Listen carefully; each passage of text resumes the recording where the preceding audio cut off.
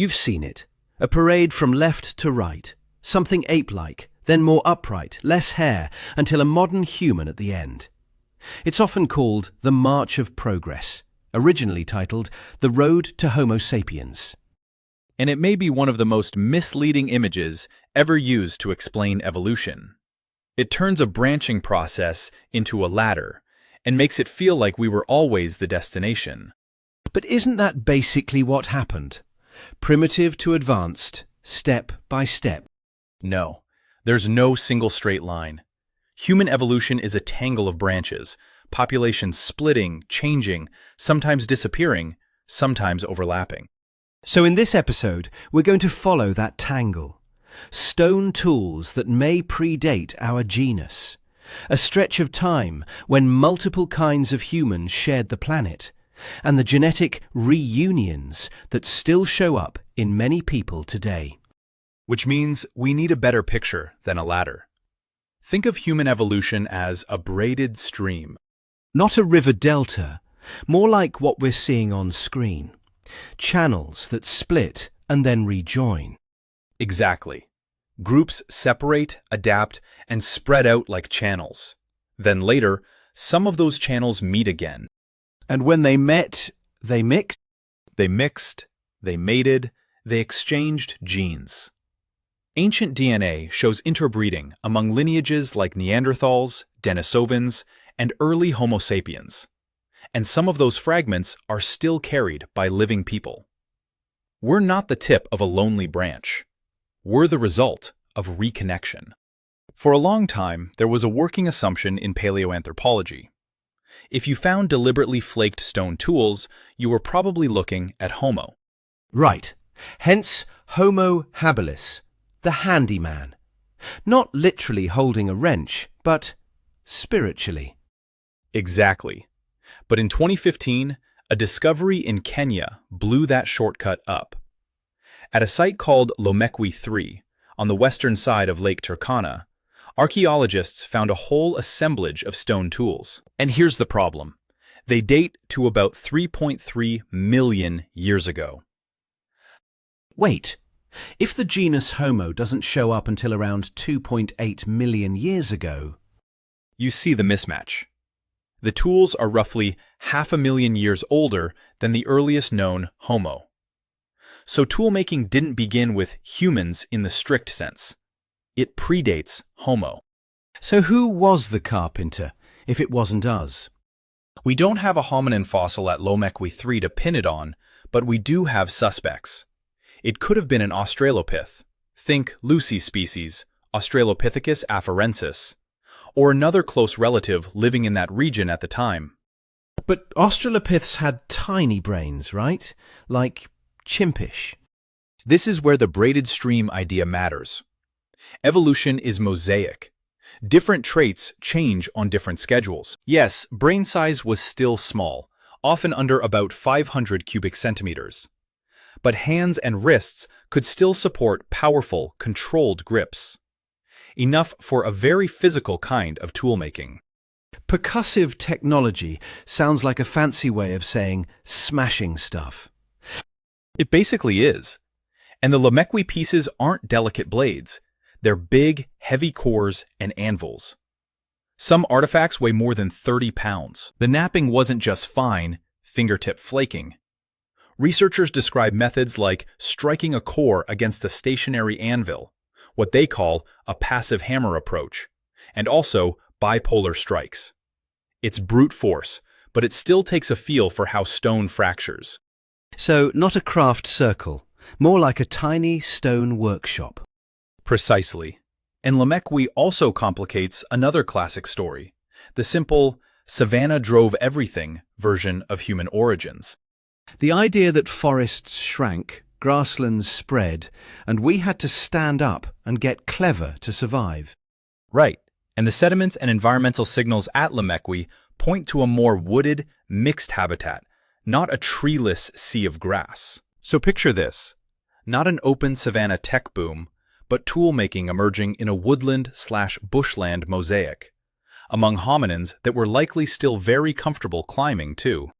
So technology didn't start with us. It started earlier, in the woods, with a not quite human ancestor learning that rocks can be engineered. And that's the lesson. Human is a category we draw after the fact. The behavior, the spark of innovation, shows up before the label does. So we've got tools before humans, but when did we actually hit the road? When did a hominin become a true traveller? On this map, that glowing dot is the moment the story starts to spread.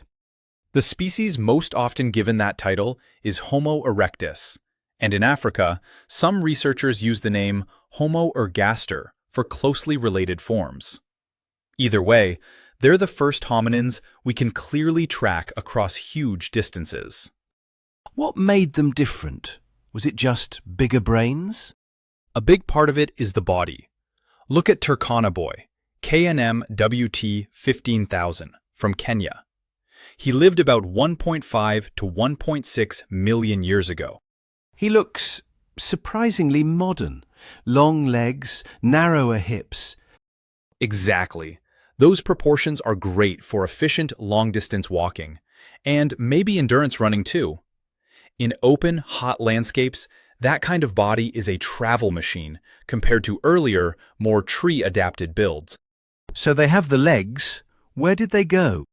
Out of Africa.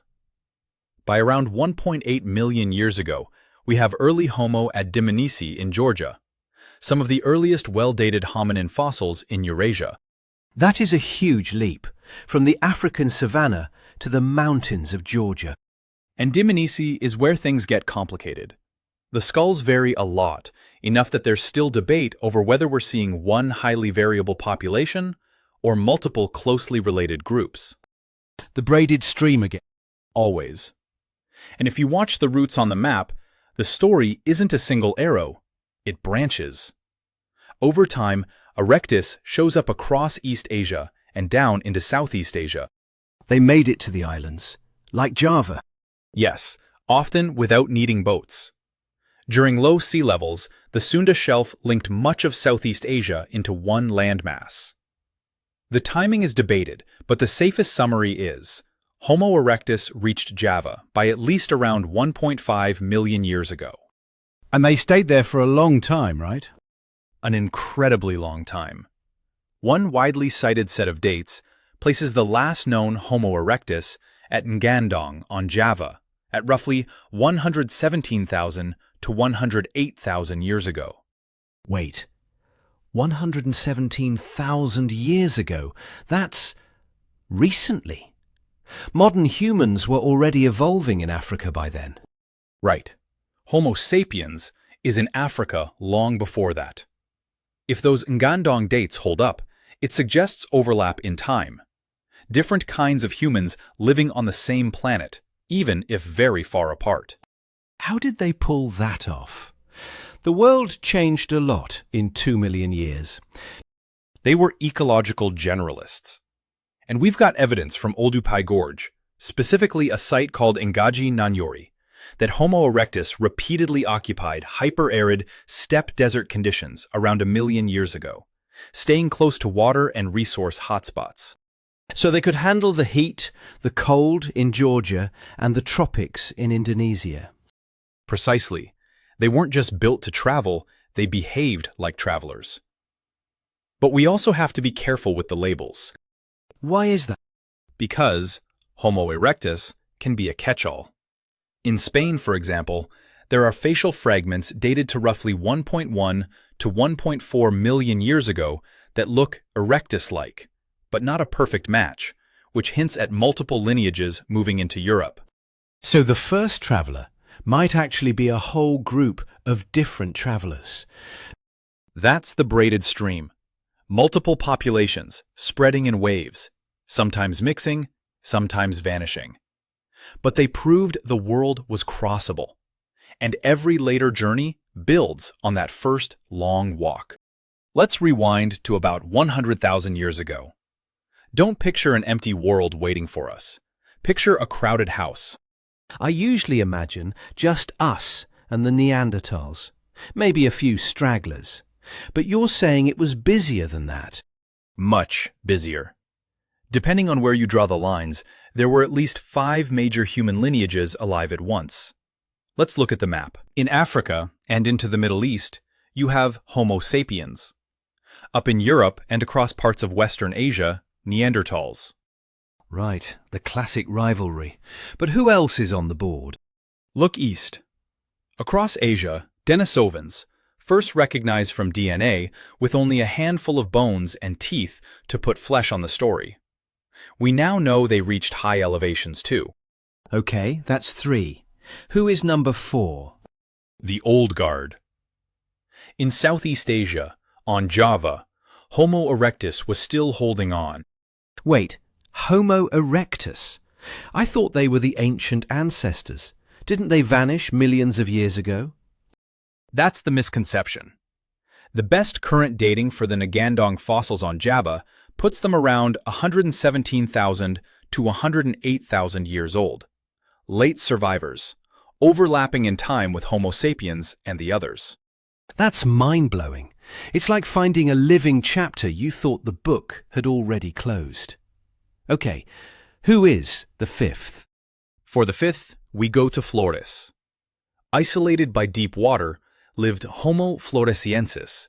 You might know them as the hobbits. They were about 1 meter tall, roughly 3.5 feet, and they made stone tools. There's evidence they butchered pygmy elephants called stegodon. And while island life shaped them in their own direction, they were living in the same world as these other humans. So we have sapiens, Neanderthals, Denisovans, erectus, and hobbits, all sharing the planet. Were they just staying in their own lanes? Not always. The world wasn't just crowded, it was connected. Take the Levant. It was a crossroads. Sites like Tinshemet Cave, dated to around 100,000 years ago, sit in a region where different kinds of humans overlapped in time. What's striking is the behavioral convergence. Similar stone tool traditions, ochre use, and early deliberate burial practices across nearby sites. So if you walked into that cave, you might not know which group you were looking at. Exactly. The boundaries could blur in daily life, and genetics shows they didn't just meet, they sometimes mixed. Keep your eye on that braided stream graphic. Those touches matter. This crowded world sets the stage for the biggest twist. Because one of those ghost lineages we've been talking about, we finally found its face. For 15 years, we had a ghost in the family tree. We knew they existed because of DNA recovered from a tiny finger bone, basically a pinky, from Denisova Cave in Siberia. That's right. We called them Denisovans. We had their genome before we had a face. For a long time, it was one of the biggest frustrations in paleoanthropology. Until 2025 connected the dots. Look at this skull. This is the Harbin cranium, often called Dragon Man. It was found in northeastern China and dated to at least 146,000 years old. For years, people argued over what it was. New species, new branch, you name it. Then the molecular evidence finally arrived. And this is where it gets wild. They didn't pull clean DNA straight from the skull bone, right? Exactly. But they could sample the teeth, specifically dental calculus. That mineralized plaque can act like a sealed time capsule. So the stuff nobody wants at a dentist visit, preserved a genetic breadcrumb. Essentially. In 2025, mitochondrial DNA from that calculus matched the Denisovan lineage. And another 2025 study used ancient proteins from the cranium and found Denisovan-linked amino acid variants, enough to cluster Harbin with a Denisovan individual from Siberia. So Dragon Man is a Denisovan. The best reading of the molecules is yes, he belongs to a Denisovan population. It finally gives that ghost a face. And when you look at the map on screen, Denisovan ancestry showing up in living people, that ghost clearly wasn't confined to one cave. Right. The genetics and the growing fossil record point to Denisovans spread across Asia. Which brings us back to the braided stream.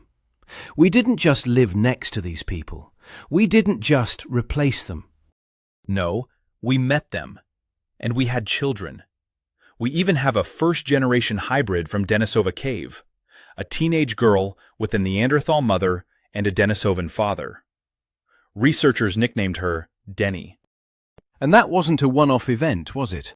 Far from it. Most people with recent non-African ancestry carry roughly 1 to 2% Neanderthal DNA. And in parts of island Southeast Asia and Oceania, people can carry a few percent Denisovan ancestry too. So in a way, they aren't fully extinct. They're alive in us. Precisely. Some of that DNA even matters. One famous example is the Denisovan-related variant near EPAS-1 that helps many Tibetans thrive at high altitude, an ancient gift that's still working today. We love a heroic origin story, that we survived because we were smarter, tougher, better. But a lot of it is just math. It comes down to scale. So it wasn't a superpower. I always pictured us inventing a better spear and winning the war. Tools mattered, but numbers often matter more. When you're a small population, chance is brutal. One bad winter, a disease sweep, a few dry years, and the whole group can collapse. And the other humans, the Neanderthals and Denisovans, they were living in smaller groups. That's what multiple lines of evidence suggest. Smaller, more scattered populations. And we can see how extreme that could get. There's a late Neanderthal from Grotte-Mondrin in southern France. Researchers nicknamed him Thorin. His genome points to a lineage that split from other Neanderthals around 105,000 years ago, and then stayed largely isolated for something like 50,000 years. Imagine that. Tens of millennia, with little to no new gene flow. When a tiny, isolated population meets a growing wave of Homo sapiens, it doesn't always end in a clean, they were killed. Sometimes it ends in intermarriage, until the smaller group's distinct identity fades. Absorbed? You mean like we just overwhelm them with genes? Exactly. Think of it like a small stream feeding a much larger river. The water doesn't disappear, but the tributary stops being a separate channel. In population models, sustained contact like that can shift ancestry dramatically over hundreds of generations, often within a few thousand years. So we didn't just replace them. We became them, or they became us? A bit of both. Many people today carry Neanderthal DNA, and some populations also carry Denisovan DNA. But the overall story is that expanding Homo sapiens groups became the majority in more and more places. And the backdrop matters. Europe's climate swung hard. Cold snaps, shifting forests and steppes, so Neanderthal habitats didn't stay stable. Their populations appear to have been fragmented and under pressure in different regions. And then Homo sapiens arrived into that already shifting landscape. It's humbling. We're not the chosen ones. We're just the survivors of a very crowded family reunion. That's the perfect way to see it. We aren't the end of a straight line. We're the last flowing channel of a braided stream. And in our blood, the other channels, the Neanderthals, the Denisovans, are still flowing with us.